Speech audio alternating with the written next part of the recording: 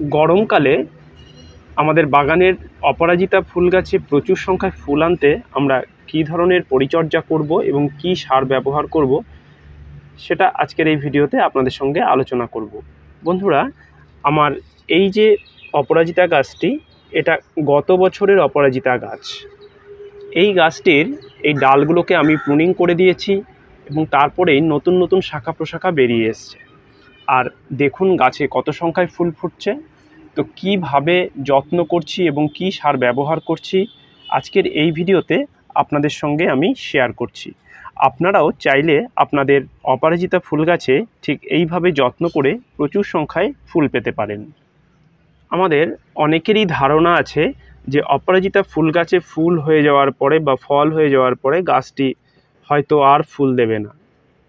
এটা কিন্তু একদমই ঠিক না, কারণ এই গাছটাকে যদি আমরা আবারও ঠিক এইভাবে যত্ন করে রেখে দিই এবং এর যে ডালগুলো রয়েছে সেটাকে প্রুনিং করে দিয়ে এর যথোপযুক্ত খাবার আমরা যদি প্রয়োগ করি, তাহলে গাছে কিন্তু ঠিক এইভাবেই আবার ফুলে ভরে যাবে। তো বন্ধুরা, আজকে সেরকমই একটি সহজ খাবার নিয়ে আলোচনা করব, অর্থাৎ যে খাবারটা আপনারা অপরাজিতা গাছে দেওয়া মাত্রই গাছে কিন্তু ফুলে ভরে যাবে এবং সেই সাথে সাথে গাছের যে স্বাস্থ্য অর্থাৎ গাছের যে বৃদ্ধি বিকাশ সেটাও কিন্তু প্রচুর বৃদ্ধি পাবে।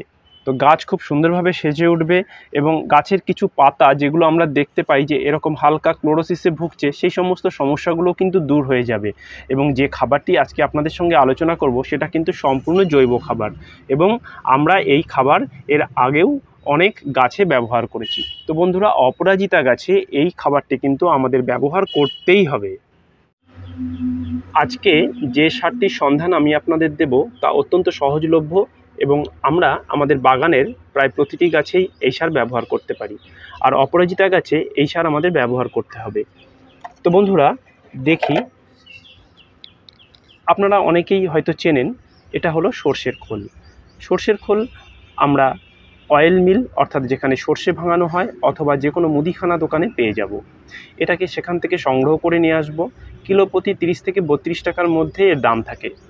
তো সেখান থেকে সংগ্রহ করে নিয়ে আসার পরে আমরা এটাকে তৈরি করব কিভাবে। আমরা একটি মাত্র গাছের জন্য, এখানে আমার যে গাছটি রয়েছে এটি একটি 6 ইঞ্চি পটে রয়েছে এবং এই গাছটির জন্য আমি কতটা পরিমাণ তৈরি করব। তো এখানে আমরা এই রকম একটি বা দুটি সর্ষের খোলের এই রকম চাকতিকে ব্যবহার করব। কিভাবে ব্যবহার করব আমি আপনাদের দেখাই। তো আমি এখানে দেখুন তৈরি করে রেখেছি। এখানে 200 থেকে 250 ml মতো জল রয়েছে। তো 200 থেকে 250 ml জলে আমরা এই রকম একটি বা দুটি চাকতিকে জলে মিশিয়ে রাখব এবং 2 দিন থেকে 3 দিন এটা জলে রাখব এবং মাঝে মাঝে এই রকম যে কোনো একটি দণ্ডের সাহায্য বা লাঠির সাহায্যে এইভাবে নেড়ে দেব। এইভাবে নেড়ে দিলে খুব ভালোভাবে 2-3 দিনের মধ্যে এই সর্ষের খোলটা জলে গুলে যাবে এবং এটা হালকা ডিকম্পোজ হয়ে একটা সুন্দর জৈব সারে পরিণত হবে। এবারে এটাকেই আমরা ব্যবহার করব। এই যে আমার এটা ঠিক 2 দিন আগে পচানো, এখন আমি এটাকে ব্যবহার করব। তো কিভাবে ব্যবহার করব, এখানে প্রায় 200 ml মতো জল রয়েছে, আমি আরও প্রায় 1 লিটার মতো জল নিয়ে নিয়েছি। তো এই জলে আমরা এখান থেকে অর্ধেক মিশিয়ে দেব।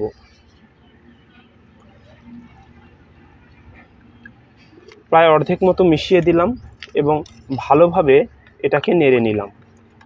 তো এইভাবে নাড়িয়ে নিলেই দেখুন খুব পাতলা একটা সলিউশন তৈরি হলো এবং এটাই আমরা এই অপরাজিতা গাছে প্রয়োগ করব।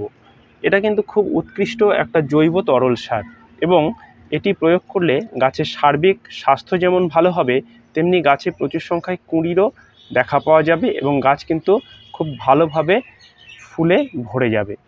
তো বন্ধুরা, এই সারটা অবশ্যই আমাদের ব্যবহার করতে হবে আমাদের অপরাজিতা ফুল গাছের জন্য। অপরাজিতা ফুল গাছে কীভাবে আমরা এই খোলের তরল জৈব সার প্রয়োগ করব সেটা তো জানালাম। এবারে প্রয়োগ বিধি, অর্থাৎ আমরা কতদিন অন্তর গাছে এটিকে প্রয়োগ করব।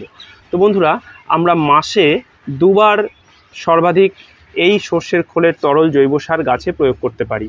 15 দিন অন্তর একবার করে গাছে প্রয়োগ করুন, তাহলে গাছের সার্বিক স্বাস্থ্য খুব ভালো হয়ে উঠবে এবং গাছে প্রচুর সংখ্যায় ফুল আসবে। তো বন্ধুরা, খুব সহজ একটি সার আজকে আপনাদের সন্ধান দিলাম। আশা করি আপনারা এই সারটি ব্যবহার করবেন এবং ব্যবহার করার পরে আপনারা কীরকম রেজাল্ট পাচ্ছেন অবশ্যই আমাকে কিন্তু কমেন্ট বক্সে জানাবেন। ধন্যবাদ বন্ধুরা সম্পূর্ণ ভিডিওটি দেখার জন্য। আপনার দিনটি শুভ হোক।